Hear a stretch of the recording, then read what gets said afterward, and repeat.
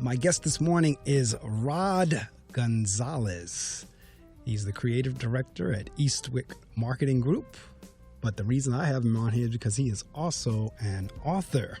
He is an award-winning conceptual creative director with a significant background in developing brand-building work for many Fortune 500 companies, with a wide range of experience across many products and services that include consumer packaged goods, entertainment, heavy equipment, over-the-counter drugs, financial services, and charities. Passionate and strategic thinker that delivers conceptually targeted work with a strong design sense and copywriting skills. As a team leader, has the ability to bring members together to create the best work possible, while also providing brands with solutions that meet their high expectations and goals. Welcome to the Reading Circle microphones, Mr. Rod Gonzalez. Rod, good morning. Good morning, Mark. Thank you so much for having me. Thank you for coming out. Again, you rose early this morning and came on up and actually wanted to be live here in the studio. So it is a different mix. It is a different feeling to have the guests in the studio compared with them. Both of them work for me, but it is a different energy when the person is right here in the room. So that's a good thing.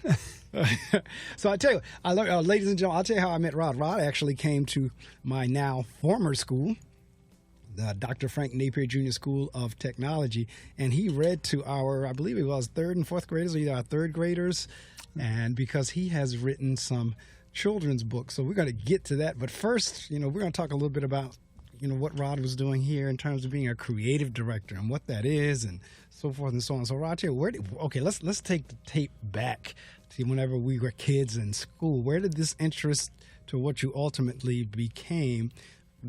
How did your schooling play into that, or when did you recognize you wanted to do what you're doing? That's a good question. It actually started very early in my life. I was very, passionate about art, anything that had anything to do with drawing. I loved to draw, even as a little boy. And I think that because my family moved so much, and I had to try to make new friends everywhere I went, the ability to draw, to entertain myself, was really important. It was, I think, the way I coped with the number of moves that we made. Were you an only child? No, I have two brothers. Okay, so now you made these moves, if I remember correctly, because of the military? No. It wasn't because of the military? No, it had nothing to do with the military. It was just a lot of moves? At all. Yeah. My parents were... they were an unusual couple, I think. I don't think most people would have done what they did. I lived for many years in Mexico City when I was younger. My father's Cuban, my mom is American, and I guess for whatever reasons, I had family living in Mexico at the time. My father would work there, and then we would periodically, my mother and my two brothers would periodically go back to the United States and then go back to Mexico. So that lifestyle, and then eventually we moved many more times after that, led me to going to 19 different schools before I graduated high school. 19 schools? 19. Before, because that's why, for some reason, I was thinking military, because I know a lot of times military kids' families go through that same experience. Yeah. But that wasn't the case for you. No. Wacky parents was the case. So now you were back and forth from Mexico, and so you had no problems crossing the border back and forth, so forth? I mean, like that big issue that we're constantly hearing now? No. I was born in the United States. So you were born here? Mm-hmm. My brothers, my older brother and I were born in Boston.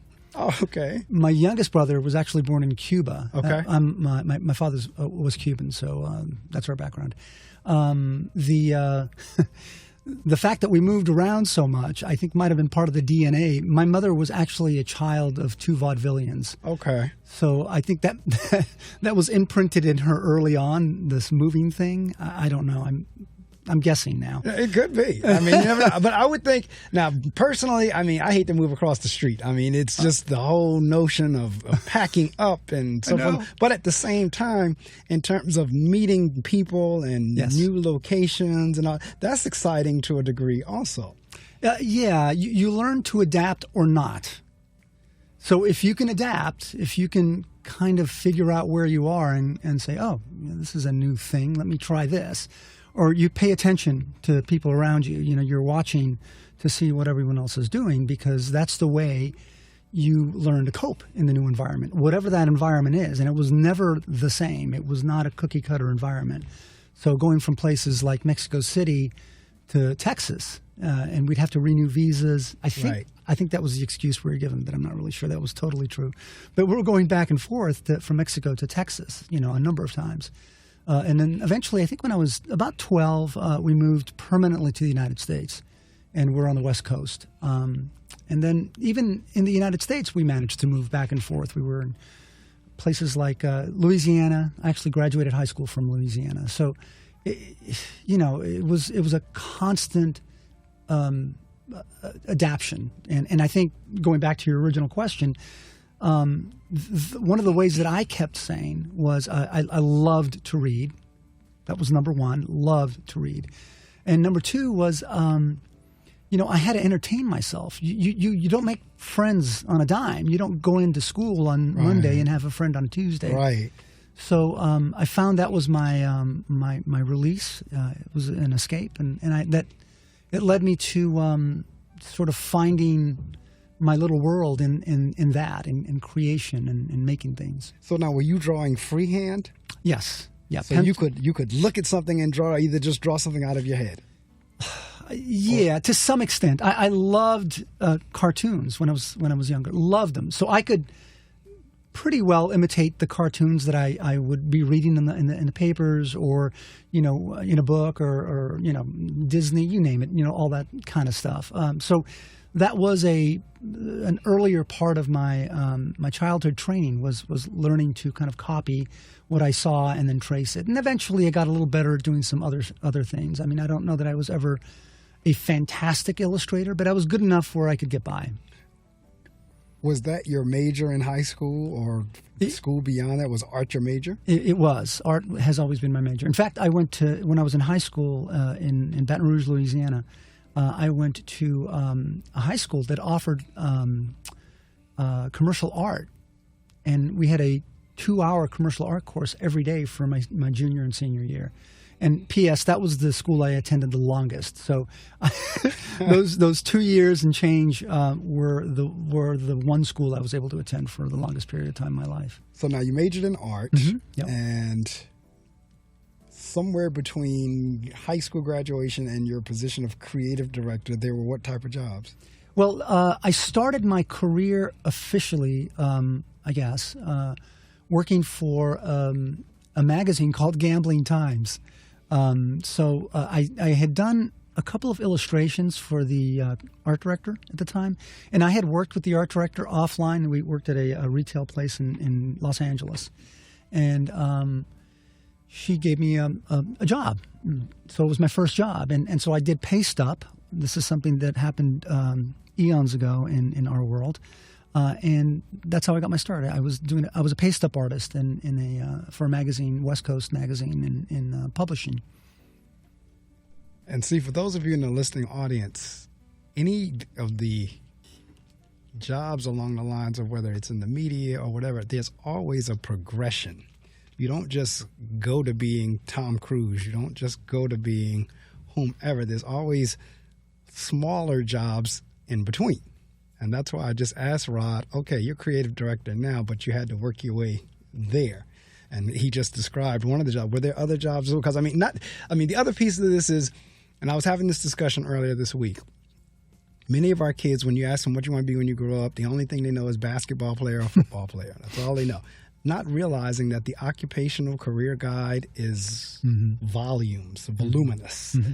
And the job that you just described obviously would be in that book, but people they're not exposed to it. They don't know anything. So how did you come across your first break? So because I worked with this person, Catherine was her name, she gave me a shot. And I worked with her in a different environment. She had a side job, and this side job allowed me to be friends with her. I liked her. She was a very nice person. And so our group of friends, young people, all in their early 20s, in Los Angeles, most of them not from L.A. We just kind of came together, and by coincidence, she had a job as the art director of this magazine. So that was the break. That little opportunity that opened that small door allowed me to get in that and become eventually an art director. I worked as a designer, and that was my next question. Yeah. Okay, what was the next job in the progression towards creative director? So you typically in publishing, you start as either back in the day, you start as a designer and or assistant art director. Assistant art director is sort of the de facto. This is what most people do. And so as an assistant, you were given columns to design and to create for the magazine or whatever you did in publishing. So I did that, and then eventually moved to the East Coast. So I had that skill set. I got a job doing a part-time job creating ads for paper called the Boston Phoenix up in Boston. The Boston Phoenix is kind of an alternative paper in Boston, and I worked nights. So that was my second job in Boston. And we were designing ads on the fly. It was just an insane schedule, and it was fun. It was an interesting group of people. So that gave me a different skill set, something that I didn't have before doing magazine work. So now I had, this sense of, I can do this and I can do that. And then a friend of mine from L.A. moved to the East Coast, and he was originally from the East Coast. I was living up in Boston, and he came out because he got a job in Cresskill, New Jersey, for a little magazine, and some of your listeners may know this, called Tiger Beat and Right On Magazine. I remember both of those. Yeah. So he got a job working for that company, and he said, "Hey, listen, you want to come with me? I've got to go bring my stuff." And I said, "Yeah, I'll come with you," not anticipating anything. So I show up, and the place is kind of a disaster because they had just moved into this building from L.A. So it was chaos, right? And I meet the art director for Tiger Beat, May Sugano, and he said, "Hey, listen, you want a job doing paste up?" And I said, "Yeah, why not?" And I just moved all my stuff down to New Jersey, and I've been here ever since. I'm asking these questions because I'm always fascinated by progression. Because like I said, it's one thing to see people where they are now, but what you don't see are the experiences and the tasks and jobs they had as they worked their way to where they are now. And that fascinates me. I love autobiographies and biographies because I like to see, I know what we see, but I want to see the behind the scenes. So that's why I was asking that line of questioning. And that's phenomenal to get into that. And I'm asking also because you heard me reference my sister in the podcast. My sister, I was the musician and the communicator. She was always the artist. She's another one who loves to draw. She's had her own calligraphy business for a little while, a little bit of time, and she let that go. But she's always doing something art related. And so that's another reason I was asking the question in terms of that. So now at some point you shift, or in addition to, you didn't shift really, in addition to, you decided to become an author. Yeah, that came later. So time moves on, right? I worked for other magazines and a book publisher, packager publisher. And eventually I wind up at a place called Troll Associates. And I know Troll as well. So Troll goes into the schools. Right. And the company at that point was very successful, doing really, really well. And I became an art director there and was designing the catalogs and working a little bit on the book clubs. Eventually, I became a creative director there as well. But while there, I got to design books. I actually got a chance to both not only design books, but do some illustrations for some of the books, especially for activity books, which were a big seller. So when we say art director or creative, what actually is that for the listening audience out there? What is the position? What do you actually do? Okay, so as an art director, specifically for this group, and in general, you're typically a designer. Some art directors are illustrators as well. And by illustrators, I mean they're able to actually create something, either digitally or with a pencil, and make something alive. Most art directors, I think, are visual organizers. So not only are you taking the information, let's say you have a story about, making this up, about a firehouse. You have to find firehouse images. Maybe you go out and you hire a photographer to shoot it. You take all the text that's been written by a writer, typically. You combine all of these images together, and you package them in a way that makes sense to the reader, depending, again, on whether it's a magazine or a book or whatever the topic may be. So all of that stuff, all of that organizing, bringing all that together is what an art director does. You're kind of an orchestra leader in that you take all these elements and you mush them together. If you're working on a magazine, you have to be thinking about not only the work itself, because you're getting things funneled in all the time, but how are you going to organize this material and use the assets that you have? So whether it's an assistant or, maybe you have a photographer on staff, some places do, how are you going to get all those assets together and make them work for you? So that's basically what I've been doing off and on, more or less, over the course of my years in the business. But that publishing and marketing, which is what I've been doing probably for the last 25 years, that's a sort of a different, it's a different animal. Okay. You're still using some of the same skills. Okay. You still need to be a designer. You still need to think like an organizer, but you're working more often with an outside resource and clients dictate to a great extent how you use those assets and how you create the work for those clients, depending on their needs.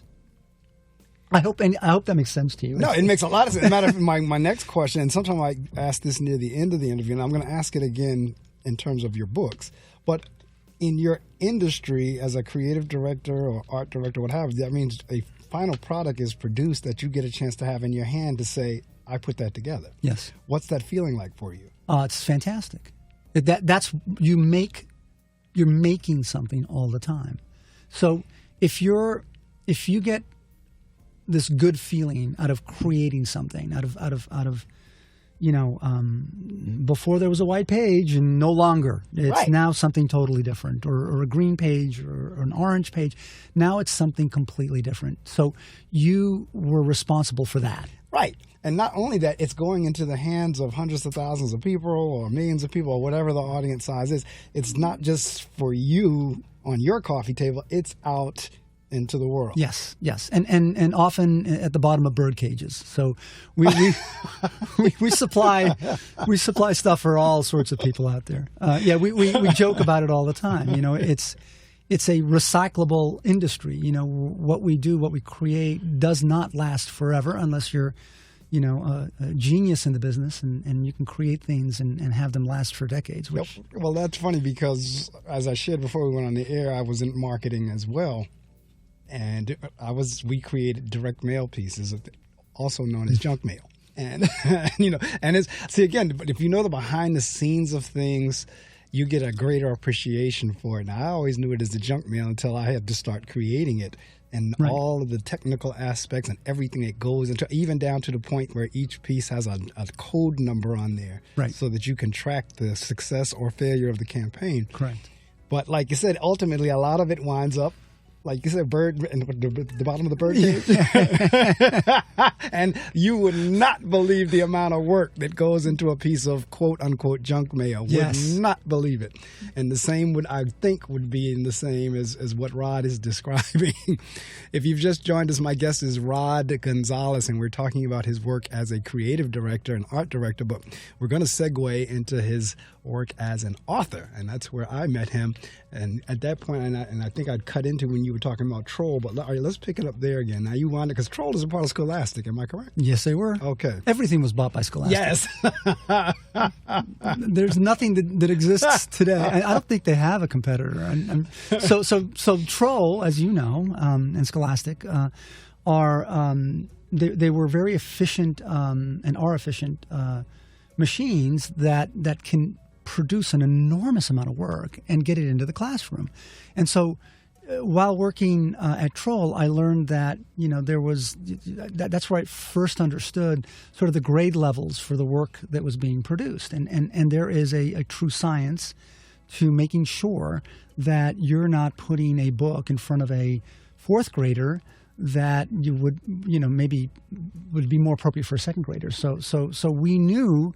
And the group knew and was very cognizant of the fact that, we needed to create work that was perfectly suited for those age groups. So that's when I first understood a little bit about sort of the science behind, how we produce work for schools and or how authors think about who their audience is. And that's a big part of it.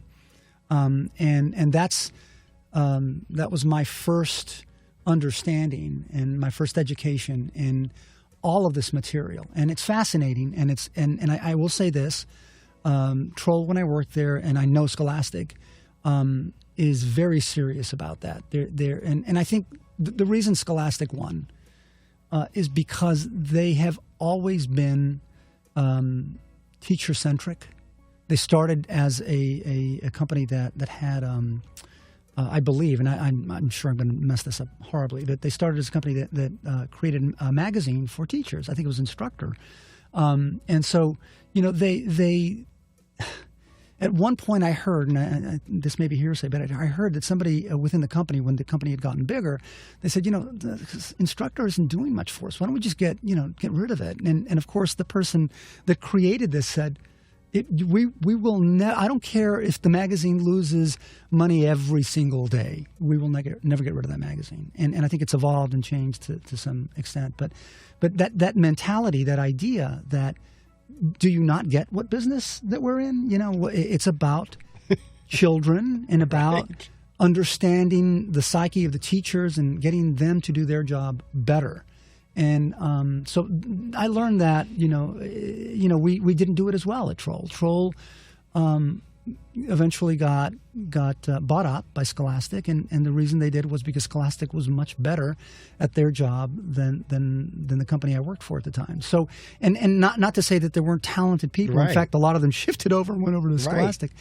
But that's the reality of the world, and they did it really, really well, and they still do it really, really well. I know a few people that work there, and they're very talented and hardworking people and dedicated. So now with Scholastic or with Troll or whatever, you were now illustrating. I was illustrating. You were illustrating. Occasionally I'd get an assignment. We needed an illustrator for a throwaway book. Activity books, kids love activity books. Correct. And we needed a cover. Needed a new cover. The old cover looked like it was 30 years old. So I'd illustrate it, and I loved illustrating. So they'd let me. I'm the art director. I hired myself as the illustrator. Yeah, here's the job. Thank you. So that was part of the fun, in creating stuff.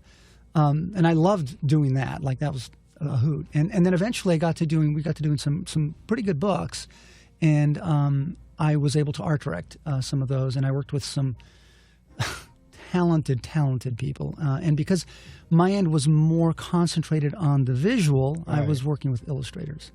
Eventually, I'd obviously have to read the book, and these, as I said, wonderful talent. I was exposed to some truly exceptional people. So you just brought up something, and this is the way it works with me. Mm-hmm. Your answers bring about my next question. You just brought about something about reading the book. So before the illustrations come out, the print is there, and then mm-hmm. you visualize what you feel the characters are going to look like, or do they give you an idea of what they want the characters to look like, or how does that come about? That's a great question. So the process of creating a book, at least back in the day, because I haven't done it, I've only done it for myself, but I worked with an editor. And the editor would hire the writer, and we'd sit down and we'd have meetings and discuss sort of contextually what we wanted to have in those books, and then hire writers and illustrators based on sort of their talents. And let's say I got a book once that took place in Panama, and we didn't have an illustrator for that, so I hired the illustrator. And I'm using this as an example. I did this for a lot of books, but. This illustrator had a style that I found, through one of the resource books that I had, and I loved the style, but she'd never done a book in her life. And usually you wouldn't hire somebody for a project like this. But it was a good fit. And so most of the illustrators that we did hire had a history. You know, they had done books before. So you're kind of taking a chance with somebody like that. And this illustrator, and it's killing me right now that I can't, Lori, oh my gosh, it's going to kill me. Anyway, she did a beautiful job, and it was not easy. She was going through a tough time in her own life, and you know, so you spend a lot of time with these people. You know, you're Right. talking about, you know, you get sketches first, right? So the process is the copy comes in. I'm looking at the copy, and I'm reading the story, and then we break the book apart into different pages.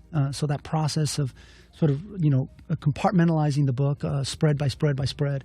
And then you bring in, you know, the illustrator, and then you talk about what you want on individual pages, and they come back with a loose drawing and a layout of the whole book, and then that whole, you know, that amalgam of different pieces comes together.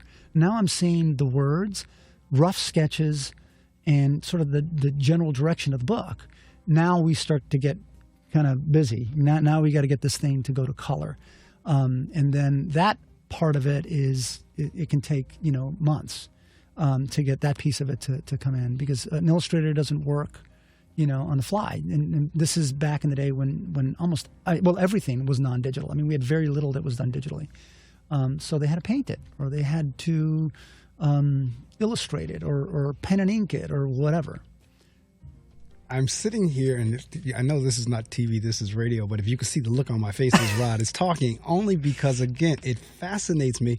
It's one thing to get an end product in your hand, and for the average consumer or the person who's holding it in their hand, they are absolutely clueless as to the time and the effort that went into that product that's in their hand. That oftentimes, you know, for a kid, they may just toss it down on the floor, on the desk, or whatever, or like what we were talking about a couple of minutes ago, you know, the bottom of the bird cage, but no idea of the process, the energy, the effort, the thought, the planning, the everything that went into this now product that you walk into the store, or either you order and they ship it to you, that you have in your hand. Yeah.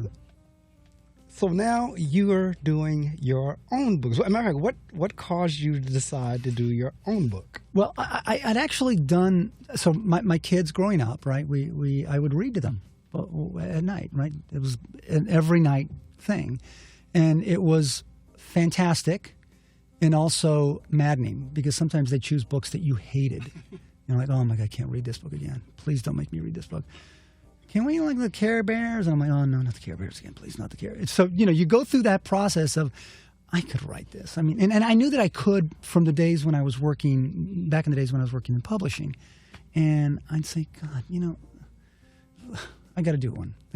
And at the same time, you know, my daughter, my son would say, why don't you do a book? What, you know, and they knew that I could, you know, illustrate. I mean, I have some talent. And so, and I say some talent because there are people that are just mountains better than I am. They're just so talented. So, but I knew that I had a little bit of that. And I said, you know what, I can put something together. So I did try that process of creating something, excuse me, where I started to put things together, and I had illustrations and I had words, and it wasn't right, but I did it a few times. So the process of figuring out what it took to create a book actually was helped greatly by somebody I worked with, and his name is Chris. And Chris is just a fantastic illustrator, just a great illustrator, and a wonderful guy. And he and I would talk just so much about the process and about creating and about the writing aspect of it. And I got more into the writing aspect of it. Now, as I told you, I love to read. So I know what a good book sounds like, but now, how do you do that? Like, how do you really make something work? And since my forte, if you want to call it that, is really more in illustration than it is in the written word, I said, you know, let me work in that venue. I think it makes more sense for me to create something in a place where I'm a little bit more comfortable. So driven from a visual perspective, how can the words then help tell that story? And so I created, I did a few books before I got to the book that Pablo Penguin, that were both fully done. I have books at home that were completely done that I never released. And even a couple that are not children's books that were, but they don't really sync up with this particular style and sort of the audience that I had in mind. Young kids, pre-K through 1, 2, maybe 3 grades I'm talking about.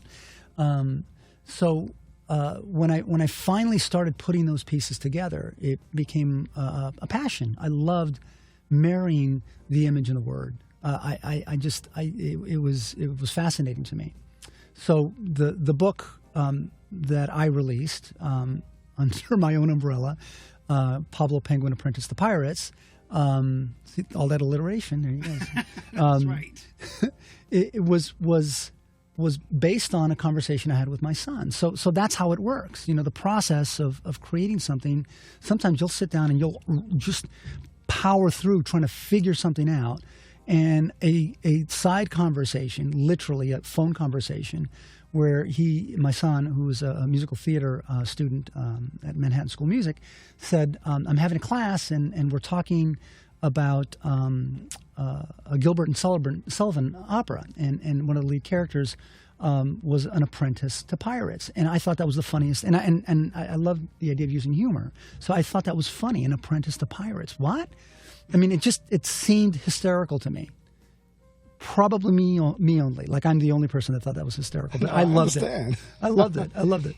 So that idea was where the book came from. Was just this. Oh, I think that's funny, and I think I could make something visual from the story about this character from an operetta by Gilbert and Sullivan, and my lead person, hero. Was going to be a penguin instead. So now, how did you come? Because that was one of the questions I was going to have too. How did you come on the character of a penguin? How did you come up with that? Yeah. So that's tougher. I thought I wanted to create a book that was going to be acceptable to young children. Right. I wanted to have a character that had some charm, hopefully. I wanted the character to be. And terrible pun, fish out of water. Oh, right. But someone that didn't fit in that world, in the pirate world. And so I thought, okay, so when I decided on a penguin, I thought I love the fact that a penguin absolutely does not eat a boat, right? Right. That's right. What a ridiculous concept. So of course the penguin gets lost, and he's a young penguin, but he's capable of getting himself around. Oh my God, I'm sorry. That's okay, not a problem. So all right, so which came first, the apprentice? Okay, so the line was the apprentice to pirates. Yes, apprentice to pirates. That was the click. Right, and then after you came up with the apprentice to pirates, that's whenever you now came up with the character. The character evolved from me sitting down and thinking about what a funny idea it would be to create a book about an apprentice to pirates, right? And visualize that in a way that would be entertaining, fun for young children. And I'm thinking the whole time about my own kids when they were little and when I used to read to them. And the whole time I'm thinking about, I want this to be a book that a parent can read a child. Right. That could be not horrible, meaning it would be hopefully fun for the kid, and it would be not terribly taxing on the parent. So I wanted to make sure that it had a certain flow, and visually it would be interesting enough where the child could say, "What's going on over here? Why is that happening?" And that's really part of the process, especially when you go and you talk absolutely. about the book. You definitely want to have your reader generating questions. Right. So, listening audience, if you've just joined us, my guest is Rod Gonzalez. Normally if I have my guest on the telephone, I do not take calls because I don't want to lose anybody. But when my guest is in the studio, if you've been listening and you have a question for Rod, the number is 973-720-2738. Something that you heard that you'd like more information on, or if you just have a question about art or illustrating or writing a book or children's books, give us a call at 973-720-2738. Now, the title of the book again is Pablo Penguin, Apprentice to Pirates. To Pirates. Okay, now, I totally relate to what you're saying in terms of naming. Mm-hmm. Because as I shared with you, the music that we're hearing in the background is one of my original CDs, and every song title on the CD has a meaning behind it. Mm-hmm. Now, it has a meaning to me. Now, the listener may not know. I mean, whenever you start hearing the Wrinkle Rag, they won't know what it is. The name's on Respect Your Father, Wheels Up. When you start looking at the titles, but that's with anybody's album or CD or what have you. Right. The titles have meanings unbeknownst to the listener. Same thing with Pablo, right, with the penguin. Right.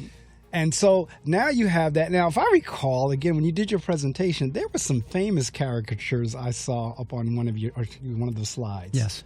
What are some of your more, and I'm going to go back to Pablo in a minute, but what are some of your more famous caricatures that you've drawn or worked with? I saw a few of them whenever you put up the Troll Scholastic slide.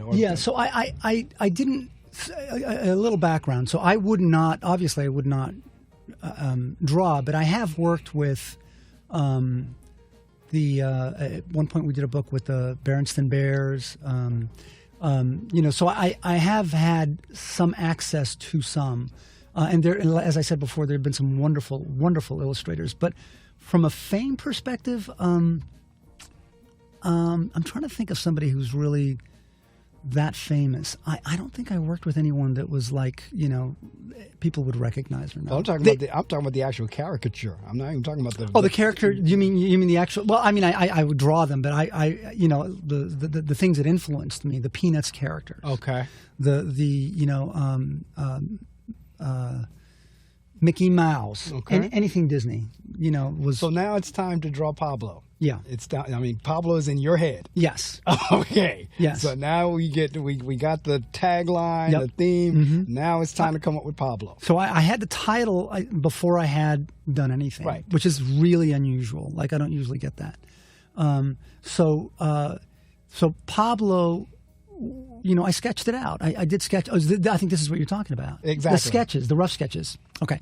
So I sit down, I have a pad, and I'll just sketch, draw. And I'm looking at the character, and I'm saying, well, that's awful. And what can I do to make it better? And how can I use this character in ways that make sense for the story? So eventually I landed on a very, this book was done in a program called Adobe Illustrator.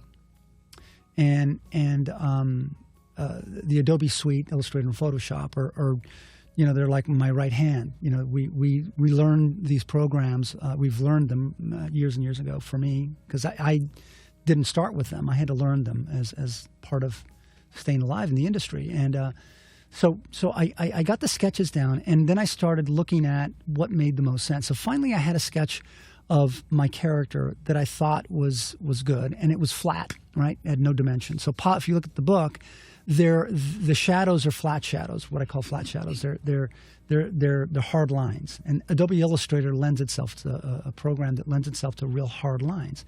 So I made a decision early on to not put shadows and form. He's not a rounded character, So how do you create a full-fledged character with these flat tones? And that was really the kind of the impetus of the book, was the book was going to look this way. So once I had the character drawn, I had a look at the character. The entire book sort of followed suit. I had to create an environment that Pablo lived in. I had to create pirates that all felt like they belonged together, and that's sort of how you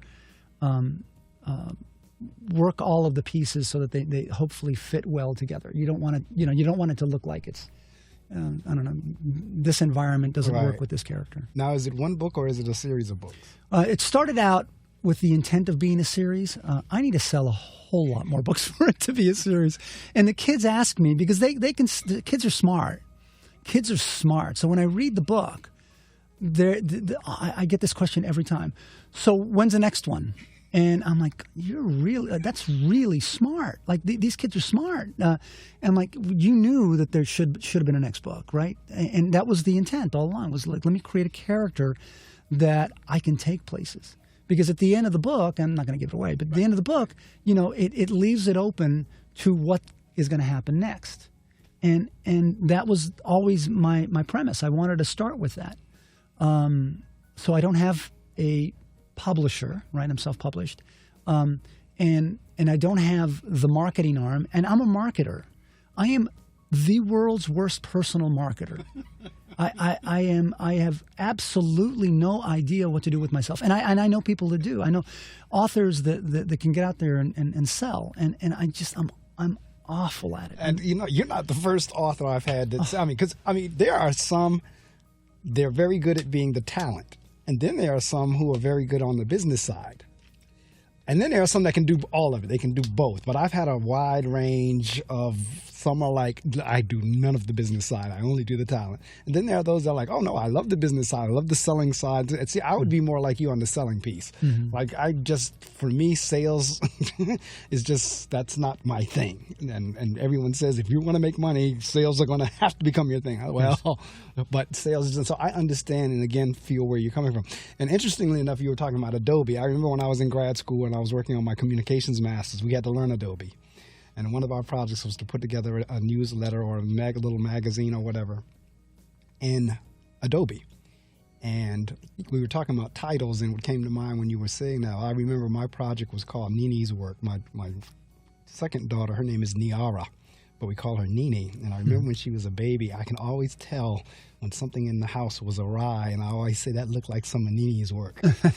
And that became the title of my newsletter. It was called Nini's Work. I love it. And that's what I'm saying. The titles, for those of us who create, we know the meanings behind the titles. And even though the reader or the listener may or may not, but there's always a meaning behind it. So my newsletter on my college product was Nini's Work, based on the fact that, like I said, every time something was out of place when she was a baby, I said, that looks like some of Nini's work.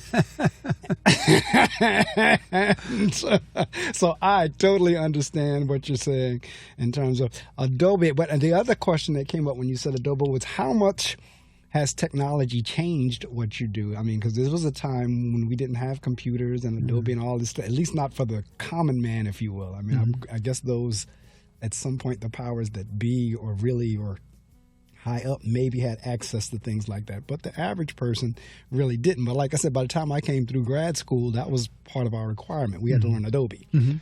But then you have so many other software packages that how much has technology changed what you do? Because, I mean, it's different to go from pencil and paper to digital and all that kind of stuff. Yes. It's everything. Technology is everything. I mean, in the world that we live in. And let me just say one thing. I am in the business of marketing. I'm fully aware of what it takes to market. So the fact that I can't market myself is just, it's a personal thing. Correct. But I wanted to just say that because same with me. So I just wanted, for my clients, I think we do stellar work. Right.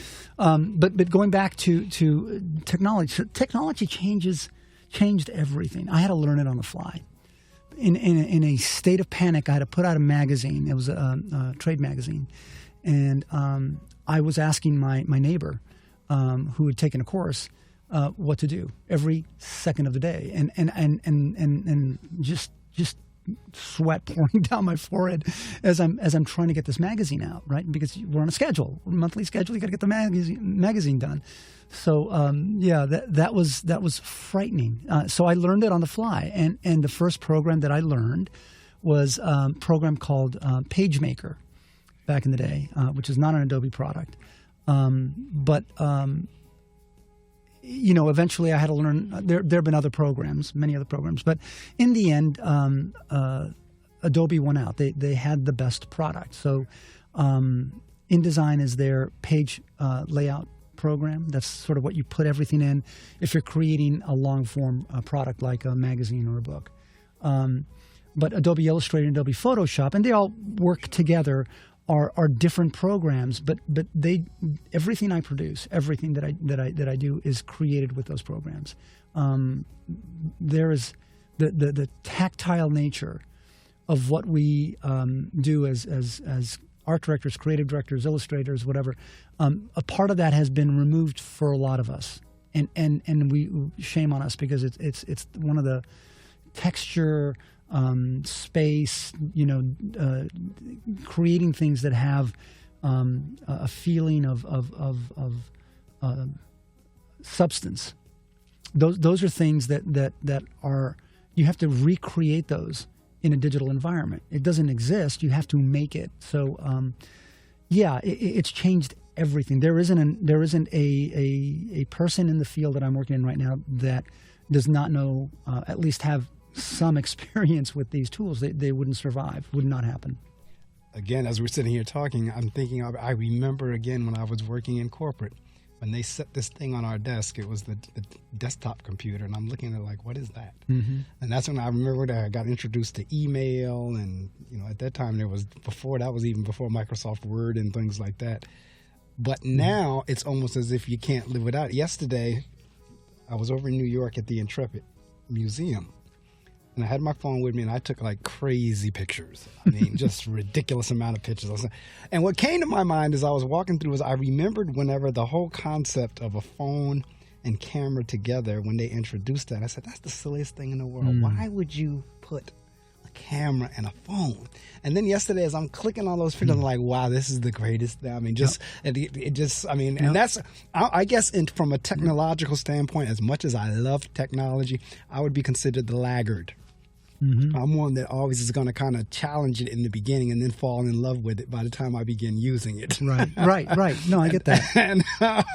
So that's where I am with the technology piece, but I know how it has changed the game in terms of everything and how we communicate, how we write, how we talk, draw, and everything else. So do you still draw pencil, pen, freehand, or is everything do you do it with the mouse? It starts with a pencil. Okay. 99% of the time starts with a pencil, and it's it's funny you mentioned the phone. The phone has been just lifeblood to me with the camera.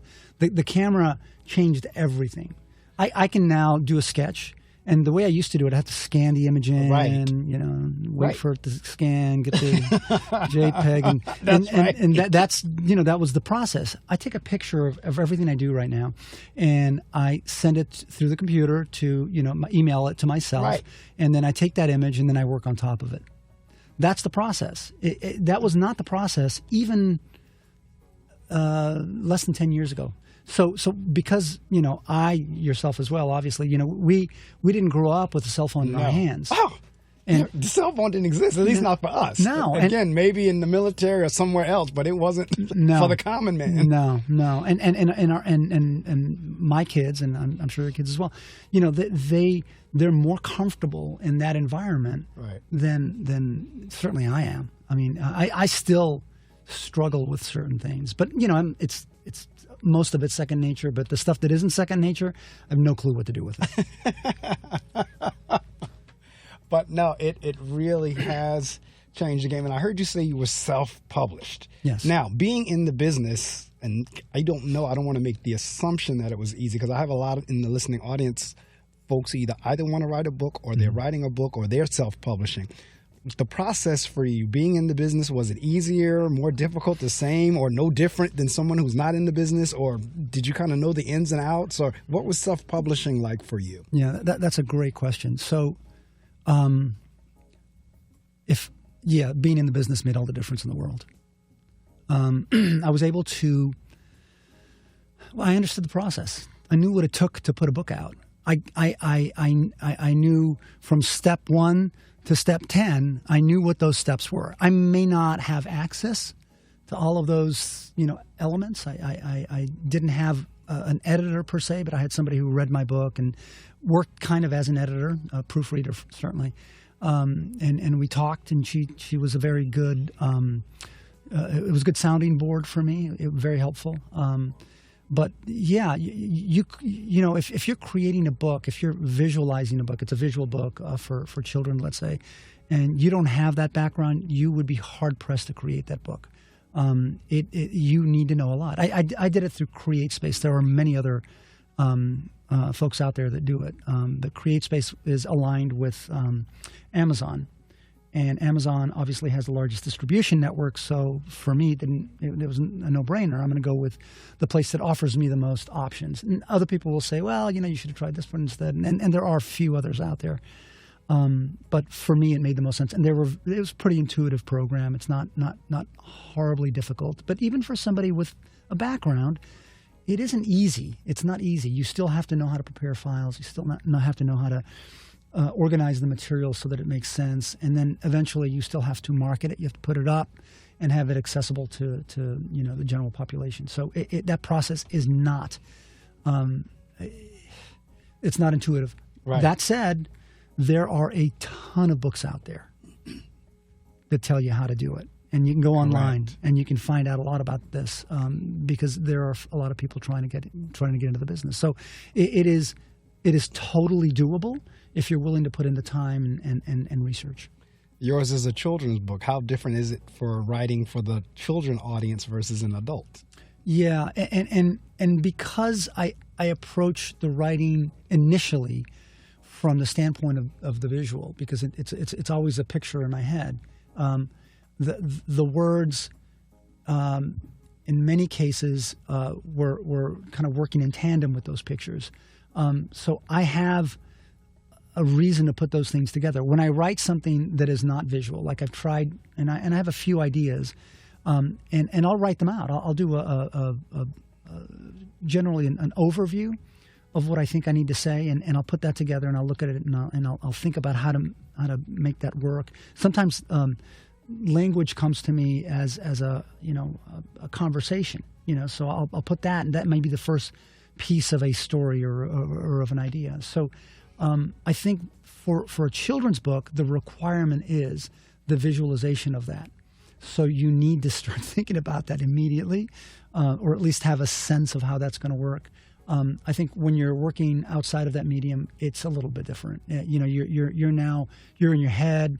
Those words become the pictures. Those words need to tell that picture. Where an illustrated book, a lot of the heavy lifting is done by the visualization. So you don't need that many, you don't need that much detail or information. I should say information. The words are there to make it a little bit more interesting. So as you travel to the various schools, what has that experience been like for you in terms of reading in front of the kids, or reading for the kids, or to the kids? The best thing in the world. I can't tell you how incredibly satisfying it is, how wonderful it is. The kids are just fantastic. When I was at your school, I had one of the best questions ever. So one of the kids asked me, I do a presentation, a little background on myself, so the kids know that I didn't just wander in off the street. And then I read the book, and then I ask questions. I ask the kids for questions, and the questions are always great. And the kids often kind of get into a rut. They'll go ask the same question over and over again, and it's very funny. But somebody asked me, one of the kids at your school asked me, do penguins have knees? Do penguins have knees? Oh, my God. And I stopped and I said, that is a great question. I want you to look it up. As soon as we're out of here, I want you to look it up, because I'm looking it up. And when I got home, I went immediately to Google, and yes, penguins have knees. And what's fascinating is I posted an X-ray of a penguin, and I found it online, where it shows where the knee is, and I put it on my website, on my Facebook page. And I wrote on there, yes, penguins have knees, and I wish I remember the young boy's name. I'd like to know where they even get that question from. Isn't that great? It is. I mean, just to okay, I'm hearing this presentation, and I immediately think of, wow, I wonder, does it have knees? That's a great question. Never even given that. They walk like they don't. Right. So, but I mean, working with kids, you just never know what you're going to get, and it is very satisfying. As challenging as it's going to be, it's just satisfying. It really can be. It's fantastic. And So that's great. You get a chance to go to the schools and read the book and get a chance to share with the children. Because, again, we can't, what's the word I'm looking for? Encourage, and I'm looking for some more words in terms of getting kids as early as possible to read. I heard you say you read to your children. Mm-hmm. Now, that's a big deal. People don't realize it, but that's a big deal. Yeah, it is. Yeah. Okay. Agreed. Because we need more parents reading and children reading back to parents. Mm-hmm. Parents need to have children read to them. Mm-hmm. Okay, not only do the parents read to them, but the children read to them as well. Mm-hmm. So the sooner we can get kids to develop a love for reading, the better. Because in my mind, and I could be biased, but reading for me is the foundation for every other subject. Agree.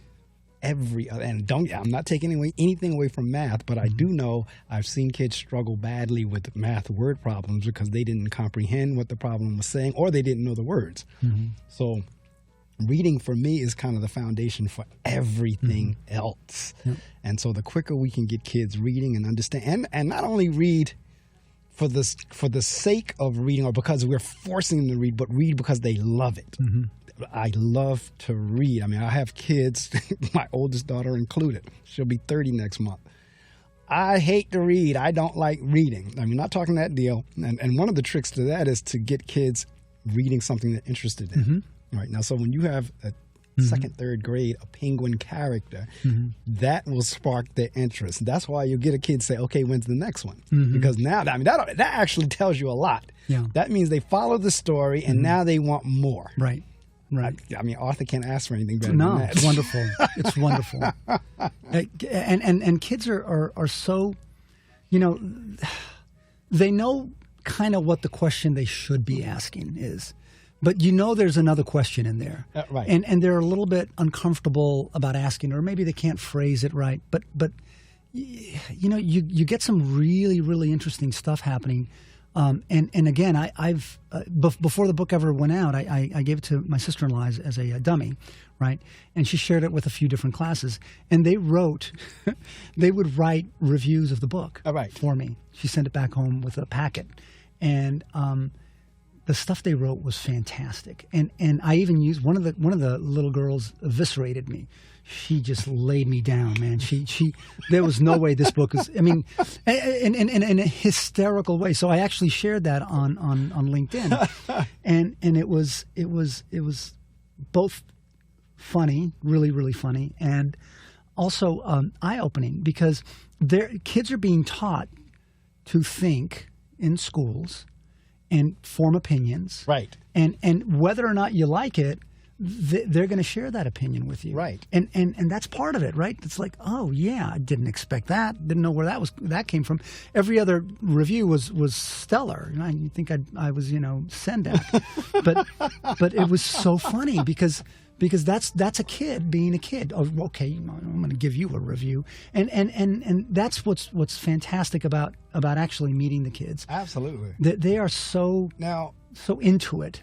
Is your picture on the back of the book or anywhere? Oh God, no! No one needs to see. I mean, sometimes the author will have the picture on the back cover or something like that, or on the inside flap or whatever. The reason I'm asking the question is, when this show, when it originally started back in 2001, my first time slot was Friday night and Saturday night from midnight to 1 in the morning. Oh.